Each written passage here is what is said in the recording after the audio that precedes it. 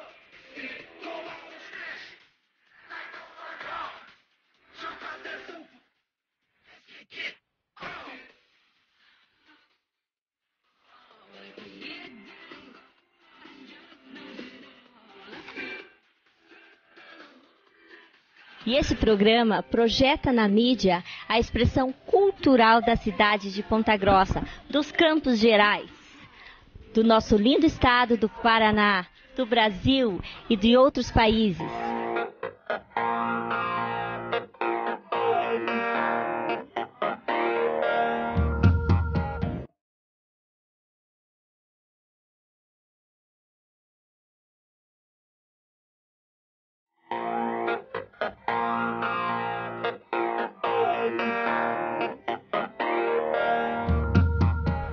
Carambeí, a 135 quilômetros da capital do estado do Paraná, Curitiba. Ela tem um fácil acesso duplicado através da PR-151.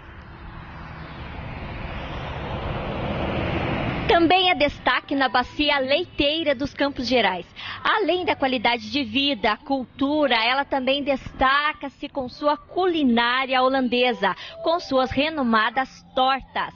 Vamos conhecer.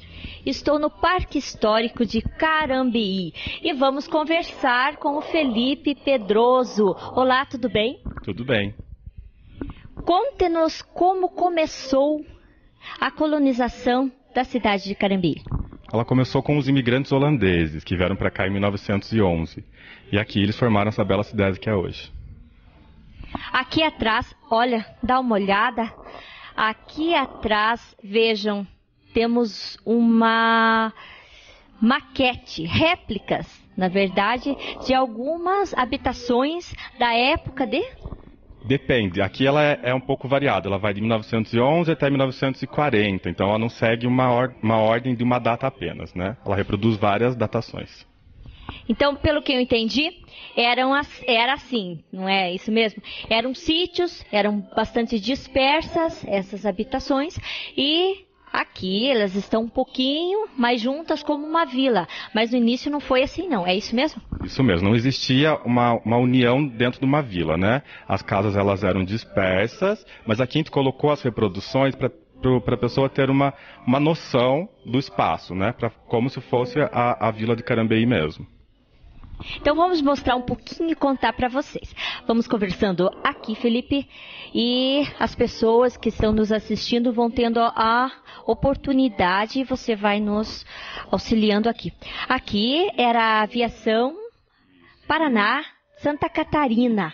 Tem a estação Boqueirão, então ela passava a ferrovia, era isso? Isso, foi a ferrovia que trouxe os imigrantes para cá. E algumas das famílias até ajudaram a construir a ferrovia. A empresa que construiu, que é a Brazil Royal Company, que é americana-canadense, ela fazia com que os imigrantes viessem para cá para conseguir povoar a região e, ao mesmo tempo, eles ganhavam um lote com algumas vacas e algumas sementes. Da produção leiteira, eles pagavam essa quantia. Se não me falha a memória, era de propriedade, essa ferrovia, de Percival Farquhar, aonde depois aconteceu todo aquele conflito da Guerra do Contestado. É isso aí. E aquela igreja, vamos falar um pouquinho dela. Isso. Essa igreja ela é da década de 30 e nós temos uma reprodução em 60% do tamanho natural dela. ela não existe mais, ela foi desmontada. Das madeiras dela se construiu o Clube Social da cidade posteriormente, e ela é um marco para a colonização holandesa na cidade. Por quê? Primeiro porque a religião protestante é a base dessa colonização. E também ela foi a maioria a maioria dos habitantes eram holandeses, né? Tinha uma pequena porcentagem de alemães. É isso mesmo? Isso. Já existiam algumas famílias alemãs aqui na região. Posteriormente foram chegando outras. Muitas outras vieram também, só que elas não se fixaram na cidade. Então elas ficaram um tempo aqui, enquanto ainda tinha a linha férrea em funcionamento, e depois elas partiram para outras regiões do Brasil. Mas existiam outras nacionalidades também. Tinha os italianos, presença de italianos, e poloneses e portugueses que também já estavam aqui. Tinha um pouquinho de expressão cultural de outros povos também da Europa. A vida era tanto quanto simples, mas seriam pequenos sítios, chácaras. Eles viviam, qual era o meio de vida deles? Eles criavam, tinham o próprio leite ali. Como era assim essa parte comercial da cidade? Então, a princípio, nos primeiros anos de colonização, era tudo subsistência, né? O que restava eles vendiam para pagar as dívidas da companhia que os trouxe. Posteriormente, eles começaram a desenvolver a cultura do laticínio, né? Então, foi aí que começou a economia da cidade. Isso já vem do DNA do holandês, que já tem familiaridade com o laticínio. E, a partir disso, eles se juntaram em cooperativas, e aí o negócio começou a crescer, e assim a cidade foi crescendo junto. E continua tendo um grande destaque na cadeia leiteira, não é isso mesmo? Um dos maiores destaques nacionais ainda é Carambeí. E motivo de muito orgulho, não é isso? Exatamente. Então tá. Vocês acabaram de conferir como eram as habitações e como foi a formação da cidade de Carambeí do lado aqui no exterior. Agora eu vou fazer um convite para que nós vamos conhecer então um pouquinho como era o interior. Também temos aqui, né, das habitações. Sim, nós temos as reproduções dos ambientes que tinham no início da colonização. A casa, a igreja, a escola, as vendas. Então, a pessoa que vem aqui, ela faz uma imersão nesse mundo. Ela volta ao tempo. Então, é um retorno ao passado e vamos lá. Não só no exterior, mas também no interior, vocês poderão conferir aqui um pouquinho das habitações, do comércio de Carambeí. E estamos aqui em frente à fachada de uma escola. Isso mesmo. No começo da colonização, a escola não tinha professor, né, nos primeiros anos. O que eles faziam eram pessoas da própria comunidade que davam aulas para as crianças, porque isso é uma característica muito forte da cultura holandesa. Não havia analfabetismo quando eles chegaram aqui, e eles mantiveram assim até hoje. Então, a escola, ela segue uma característica brasileira mesmo, construção em madeira normal. O que difere bastante são os lambrequins, que são esses detalhes aqui, não preciso virar, né? São os detalhes aqui que são influências eslavas, que elas são das regiões da Polônia, Ucrânia e Rússia. Mas aqui é nitidamente polonesa. O que difere é que, em vez de ela ter os motivos da cultura eslava, ela está com tulipas simbolizando a Holanda. Então tá, então vamos entrando aqui. Eu já vou empurrando e entrando. Felipe... Era assim, então, a escola. Que legal. Era assim mesmo a escola, ela dividia espaço junto com a igreja, porque no início eles não tinham espaço para as duas coisas separadas, então era feito na mesma edificação. As carteiras são originais de época, as lousas também, e muitos dos livros em holandês também são originais de época. Até a influência da música dentro da escola, já juntamente com as carteiras, o professor. Temos aqui, ó, fale um pouquinho para nós. Isso, o harmônio ele faz parte da cultura holandesa, mas não era para tocar qualquer tipo de música, ela deveria ser música de louvor e sempre tocada aos domingos ou quando recebiam visitas. Fazia parte da disciplina escolar já. Sim, mas também ligada à religião, né? A religião é protestante. Olha a oportunidade de adentrar uma venda como era nos anos 30. Essa venda era que... Qual era a predominância dela, vamos dizer assim? Era portuguesa, italiana? Qual era? Quem era a venda assim, mas de que origem seria o imigrante que começou as primeiras vendas na cidade de Carambi? Então, essa reprodução, ela simboliza bem como eram as vendas no início do século passado no Brasil. Então, todas as vendas tinham essa mesma característica, o excesso de coisas, a parte de comercialização, onde se vendia tudo e onde se sabia de tudo, porque também era um ponto de você saber o que estava acontecendo das coisas, né? Essa aqui, em específico, ela tem duas junções de estilos, porque existiam duas vendas em Carambi, uma alemã e uma de propriedade holandesa. Então, para não criar nenhum atrito, o museu decidiu juntar características das duas, que é o nome da venda em alemão seria Sorgenfrei. Ela significa descompromisso, né? Então era no alemão, né? Sorgenfrei, é isso? Artefatos aqui, ó, são até desconhecidos para as pessoas mais novas, né? E vamos falar um pouquinho da balança, então. Mostra aqui a balança para nós. Olha aqui, ó. Fala um pouquinho. Como é que era essa situação aqui? Não tinha nada digital, não é isso? Não, era tudo no manual mesmo. A forma de pesagem era com os pesos em chumbo. Oh, meu Deus do céu, que pesado! 2 quilos, apesar de pequeno, mas 2 quilos mesmo. Isso aqui o que era? Isso é um moedor de café, onde se podia fazer a moagem manual do café. As pessoas realmente pensam que o café vem direto do pacote. Não, naquela época você tinha que colher o café e colocar ele no moedor. Torrava-se os grãos, né? Deixava secar e aí era moído na hora e, sem dúvida, deveria, nossa, ter um aroma fantástico. Um sabor completamente diferente, né? Sem dúvida, as propriedades eram conservadas porque eram fresquinhas. Sim. Na cozinha holandesa dessa época, temos a lamparina ali para uma boa iluminação. Também uma curiosidade, é um tapete mesmo, como toalha de mesa? Exatamente. Na Holanda, eles têm o costume de usar o tapete em cima da mesa pelo clima frio rigoroso. Então, ele serve também como um aquecimento para as casas holandesas. E eles trouxeram isso para cá também, como um costume. E também, até aproveitando a oportunidade, no Japão, eles usam o futon, que seria um edredom para nós aqui, e até ele é aquecido, através da eletricidade, né? Você regula a temperatura e você já entra ali com a parte inferior, né? As pernas, os pés, às vezes, e já fica quentinho. É algo que é realmente de lugares frios para acabar sendo mais aconchegante.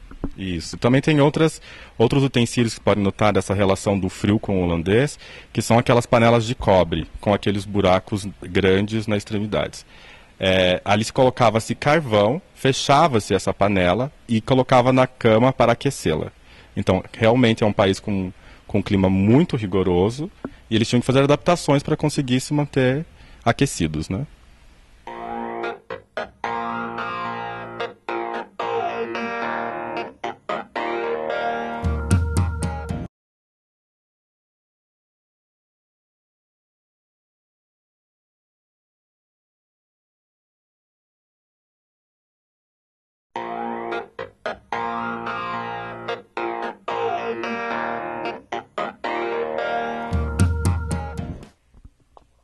Agora, essa habitação Essa habitação, ela é a representação de uma das famílias, das famílias pioneiras que chegaram a Carambeí, que é da família de Gueus.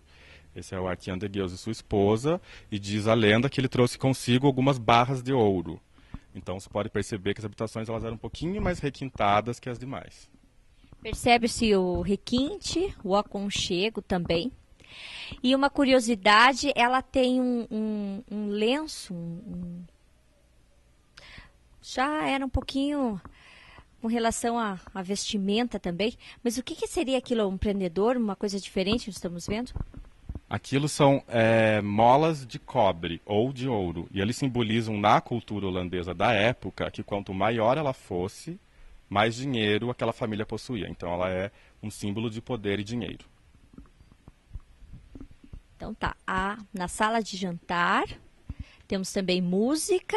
Isso, sempre destinado ao louvor. Ao louvor, sempre com a religiosidade à flor da pele. Aqui temos os aposentos. Lugar de descanso, penteadeira, uma cama muito bonita, com entalhe na madeira e colchas também, com fuxicos, é isso? Isso mesmo. Já é uma influência mais brasileira, né?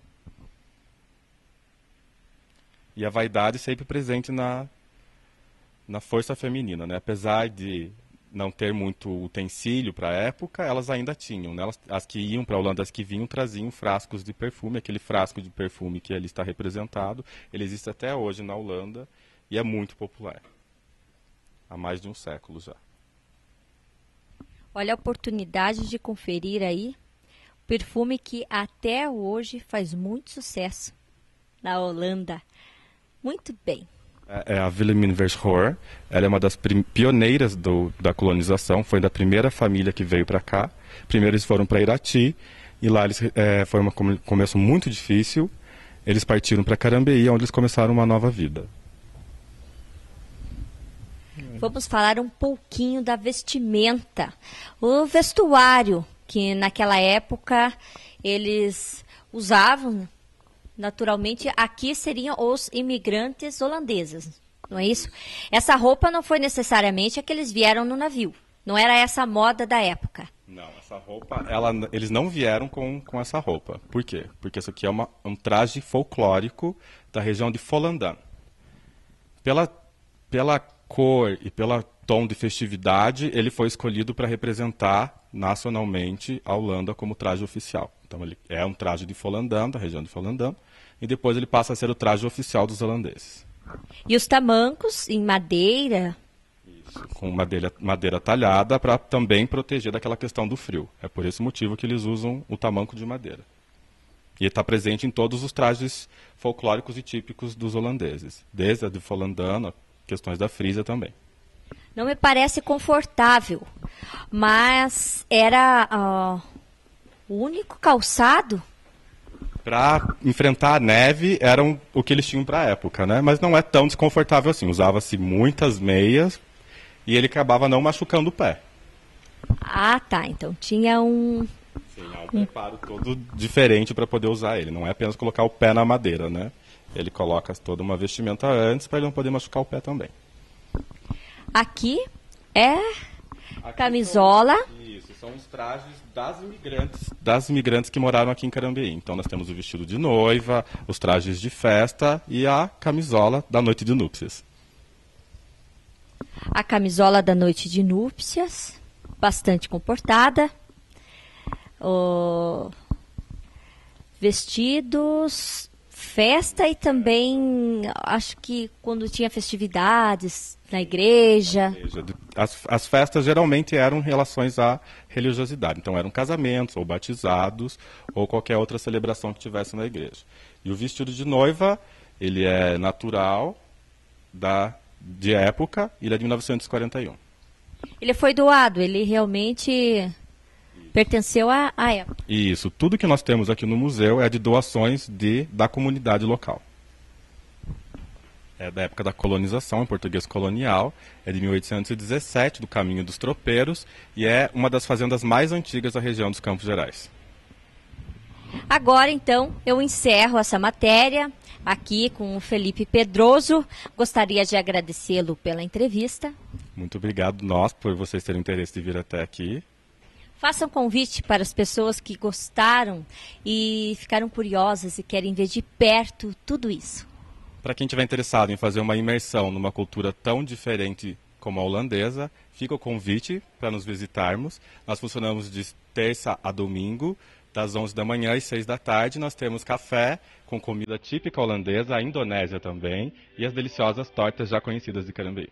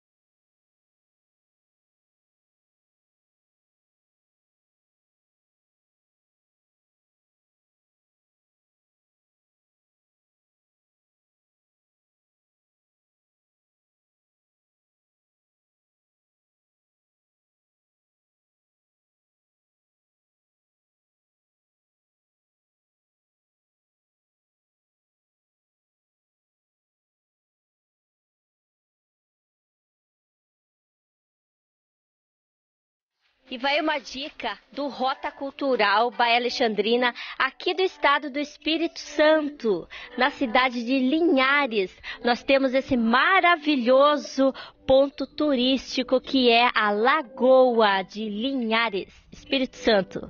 Acompanhem. E o Rota Cultural registrando a vocês aqui diretamente de Linhares, Espírito Santo. Vamos conversar aqui com o Evanildo. Tudo bem? Tudo bem. E essa simpatia? Luísa. Luísa, tudo bem? Tudo bem. Obrigada pela entrevista. E gostaríamos que você nos informasse um pouquinho a respeito desse ponto paradisíaco aqui. É uma lagoa, né? A Lagoa Ju-Paraná, é isso? 3 pontos, né? Sim. Aqui temos turismo nos fins de semana. O que acontece aqui nessa região? Aqui no final de semana, os domingos, fica muito cheio, né? Na lagoa. Os pessoal da região de Linhares vem aqui passar o dia, né? Sempre tem forró ali na Jacabana, Laranja ali. Aí, aqui é o divertimento do povo linharense. E os pessoal de fora também, gostam muito de vir aqui. Então, as pessoas que estão de passagem aqui por Linhares, Espírito Santo, não só para o povo linharense, é isso? Isso, o pessoal de fora também, de outro município. Tá? E essa lagoa, aqui a água é cristalina, ela tem até um tom dourado. Aqui na região não é só essa lagoa, tem outras também, você sabe, lembra de alguma para falar para nós? Tem 64 lagoas na região de Linhares, né? Tem Lagoa Nova, Lagoa Nova, essa aqui é a Ju-Paraná, a qual estamos. Lagoa Ju-Paraná, Lagoa Nova. Jesuína, que é muito boa, de turismo também, né? Mas a mais principal é essa daqui, que fica nas margens da BR-101, que fica acesso melhor para o turista, né? Para o turista chegar. Ali tem, como ela falou, tem um restaurante ali, ó, um restaurante. Ali faz um forró final de semana. Então o ônibus desce aqui, o pessoal trazia o pessoal, né, da cidade, que não está muito longe daqui. E é isso aí. E a gente vem para cá para curtir um pouco também. A hora do almoço, né? Então tá certo. Olha, o ponto de ônibus é aqui, 10 metros, não, está aqui à minha vista, eu consigo avistar aqui o ponto de ônibus, barracas, aqui tem um baile que nós falamos assim no sul, mas digamos, é o forró, o ritmo, né? Com forró, a areia é uma maravilha aqui, ó, relaxante, no extremo. E um detalhe, que é verão o ano todo, porque o clima, a brisa, o agradável sensação que estou tendo aqui com meus queridos aqui que estão nos concedendo essa entrevista aqui, é demais, ó. Só vindo mesmo, conhecendo para poder... No sábado e domingo aqui está super lotado de gente, né? Aí tem o milho verde que eles vendem aí, tem o churrasquinho, tem a cerveja, tem muita coisa, tem o passeio de lancha, tem o passeio de tudo para você conhecer melhor a lagoa, né? Conhecer melhor a lagoa. Então tá certo. Acompanhe as imagens aí, conheça um pouquinho mais da Lagoa Ju-Paraná, em Linhares, Espírito Santo. Beijos, obrigada! E é isso então, vocês conheceram a Lagoa de Linhares, Espírito Santo, a maior lagoa da região, que fica aqui na cidade de Linhares mesmo. Ela vem através do Rio Doce, que vem de Minas Gerais, e antes de desaguar no mar, ela acaba deixando aqui essa maravilha, aqui o rio, que é a Lagoa Ju-Paraná, com 34 quilômetros de extensão em água doce. Obrigada pela audiência, um beijo e até a próxima!